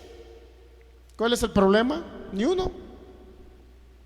No podemos dejarnos engañar por ese tipo de personas. Nadie puede decir que los nombres no se traducen o no se transliteran, mi hermano, de un idioma a otro. Se tienen que hacer. Hay una regla lingüística internacional que los nombres se transliteran cuando son de diferente grafía, simbolismo o alfabeto. ¿Lo podemos hacer del chino al español? Sí. ¿Lo podemos hacer del hebreo al griego? Sí. ¿Lo podemos hacer del griego al español? Sí. Sí se puede, es válido correctamente esa lengua de lingüística internacional. Y pues así sucesivamente, mi hermano, vamos a ir demostrando cómo esta gente, cómo esa secta de los judíos mesiánicos, cómo esa secta de los raíces hebreas, mi hermano, vienen solamente a meter ideas en la mente de los hijos de Dios, de los que han recibido a Jesús como evangélicos, que han nacido de nuevo y que tienen la seguridad que van al cielo, mi hermano, cómo vienen a pervertir su mente, a tal grado que ahora el nombre de Jesús para ellos es un nombre maldito. Pregúnteles a ellos a ver si por qué alegan tanto el nombre de Jesús, mi hermano. Bautízate en el nombre de Yeshua, me decía esta persona, pero ahora dime qué significa el bautismo. No me supo decir porque no sabía. Y alega el nombre de Yeshua y que el nombre de Yeshua y que es el verdadero. ¿Verdadero para qué? ¿Verdadero para echar fuera demonios? Entonces yo le dije, bueno, eche fuera demonios. Pues es que no, porque eso viene del diablo. Sanar a los enfermos viene del diablo. Bueno, le digo, entonces, bueno, suponiendo que tú dices que yo echo fuera enfermedades y demonios en el nombre de Jesús, y tú estás diciendo que yo los echo por Belcebú, porque eso le dijeron al Señor Jesús, ¿verdad? Si tú dices que cuando yo echo fuera una enfermedad y lo hago en el nombre de Jesús, tú me estás diciendo que lo estoy haciendo como parte del mundo de las tinieblas. Entonces yo te pregunto, ¿en nombre de quién tú los echas? Me dice, es que no los echo yo porque Satanás también hace milagros. Entonces, si no los haces en el nombre de tu Yeshua, como tú le llamas, entonces no es correcto lo que tú estás creyendo. Primero,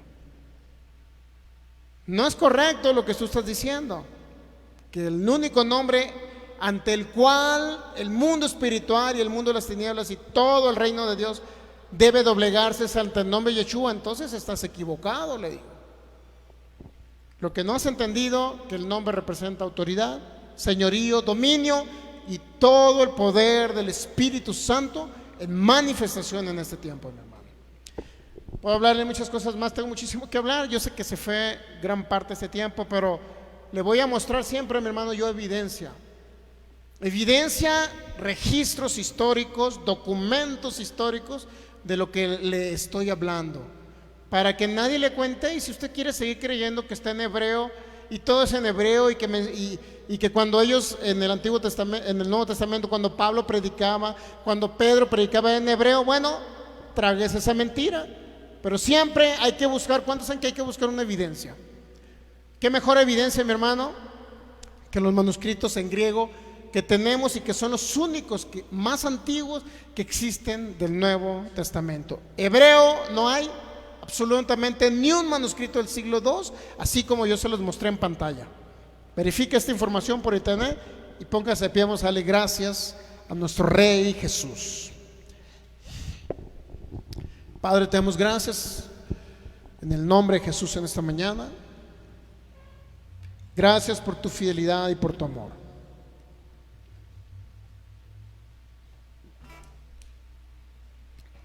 Gracias por tu fidelidad, Padre. Gracias por tu gran verdad, Señor. Gracias porque conocemos la verdad y esta verdad nos hace libres, Señor. Gracias por darnos toda la evidencia, Señor, histórica, toda la evidencia documental, Señor, que existe de tu palabra en este tiempo, Señor. Gracias.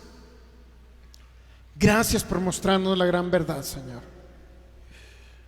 Gracias te damos, Jesús, porque estamos plenamente convencidos que en tu nombre, Señor, podemos mover montañas. En tu nombre podemos echar fuera demonios. En el nombre de Jesús podemos sanar a los enfermos. Porque tu nombre va más allá que un juego de letras que forman una palabra, Señor. Tu nombre va más allá en solamente mencionar. Tu nombre va más allá, Jesús. En tu nombre hay autoridad, Señor. En tu nombre hay señorío. Así como tú en Mateo 10 delegaste autoridad para echar fuera toda enfermedad y a los demonios. Pero le dijiste a tu discípulo, Señor, primeramente vayan a las ovejas perdidas de la casa de Israel. Y posteriormente vayan también a las aldeas samaritanas, eso dice tu palabra, Señor.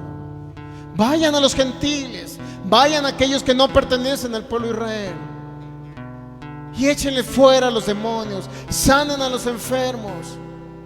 Señor, esa comisión la tomamos como parte de las obras tuyas aquí en la tierra. Yo dispongo mi corazón a llevar tu reino y tu evangelio, Señor, a cada persona necesitada, no importa de la nación que sea, porque yo sé que ellos obedecerán al evangelio, porque tú tuviste misericordia de ellos también, Señor, de los samaritanos y de los gentiles, no nada más de los israelitas, Señor. Tú tuviste misericordia de aquellos que estábamos perdidos, aquellos que estábamos en tinieblas, Señor. Tú tuviste misericordia.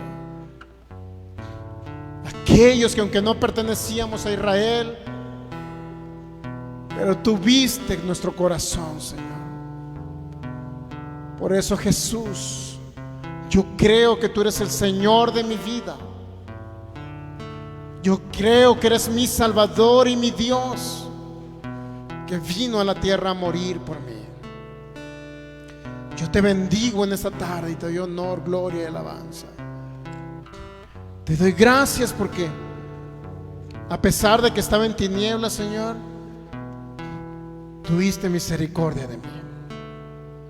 A pesar de que no era del Israel que todo el mundo dice, Señor, no era de la nación elegida que todo el mundo dice, tuviste misericordia de mí y me introduciste a tu reino, Jesús. Me libraste del mundo de las tinieblas por tu gran amor con que me has amado, Jesús. Pero yo creo que soy de tus hijos amados.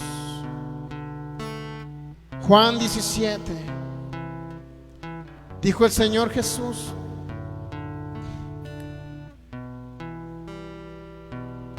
Padre,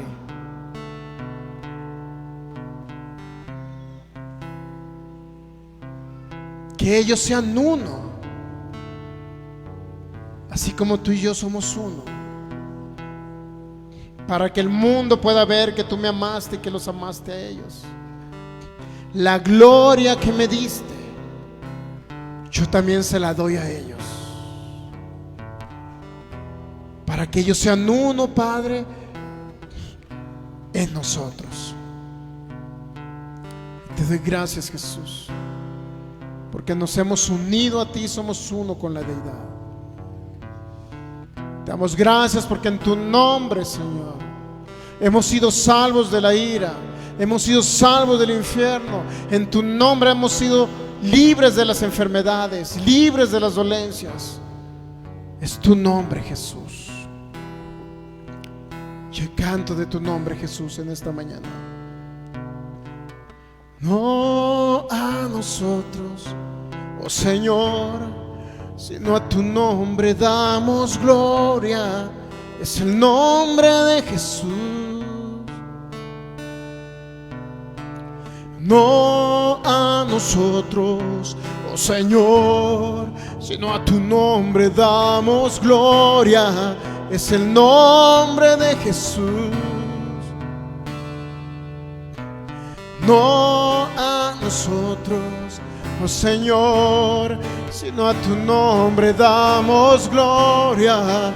Es el nombre de Jesús. No a nosotros, oh Señor, sino a tu nombre damos gloria. Es el nombre de Jesús. No a nosotros, oh Señor, sino a tu nombre damos gloria. Es el nombre de Jesús. Menciona ese nombre. No a nosotros, oh Señor, sino a tu nombre damos gloria. Es el nombre de Jesús. Mereces gloria, honra, poder y alabanza. Mereces gloria, honra, poder y alabanza. Mereces gloria, honra, poder y alabanza. Jesús, Jesús. Gracias, Señor, te adoramos. Dele un fuerte aplauso al Rey. Es el nombre que es sobre todo nombre. Es el nombre de Jesús, ante el cual toda rodilla se dobla, en los cielos, en la tierra y debajo de la tierra. Es el nombre de Jesús, es la persona de Jesús, es la autoridad de Jesús. Gracias, Jesús. Amigo que me ves por internet, recibe a Jesús en tu vida. Repite conmigo esta oración: Señor Jesús, te recibo en mi corazón. Yo creo que moriste por mí en la cruz del Calvario, y hoy te recibo en mi vida.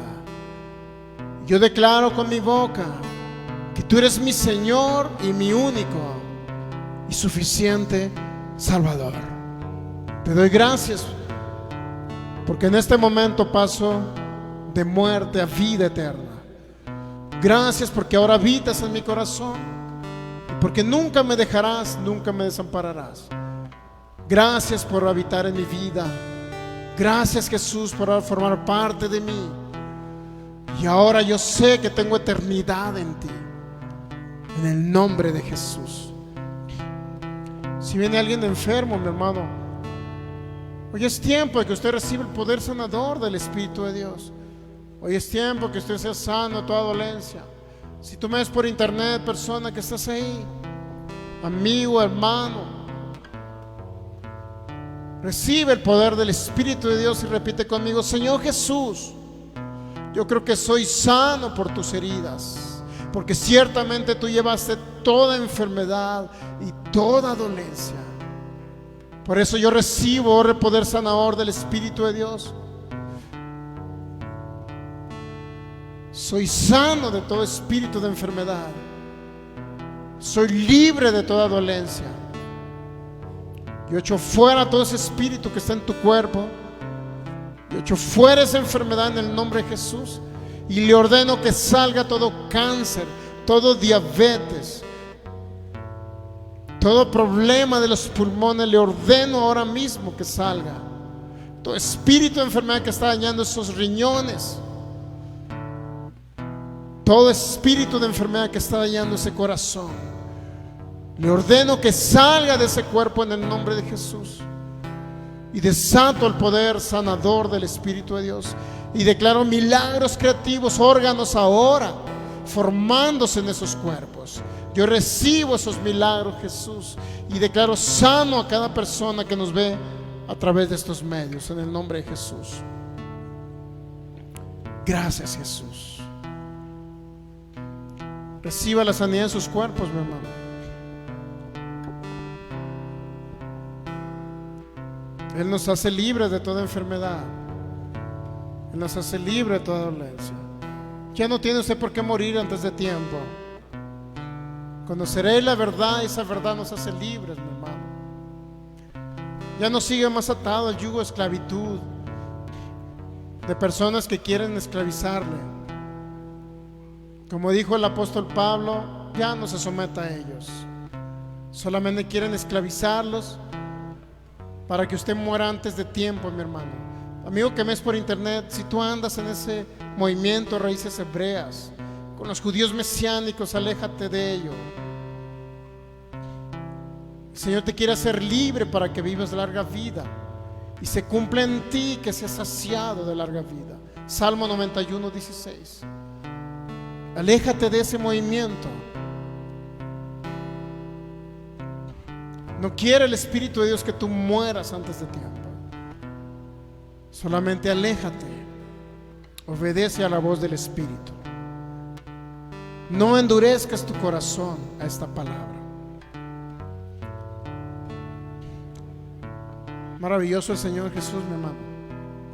Yo creo en cada promesa que se va a cumplir en mi vida, pero va a depender de que seamos humildes en recibir la palabra. No tenemos por qué sufrir, mis hermanos, ataques satánicos. No, ¿por qué sufrir? Dijo el apóstol Pablo: el Señor me ha librado de todas. Eso es lo que se debe de cumplir en nosotros, ser libre de todo. Muy bien.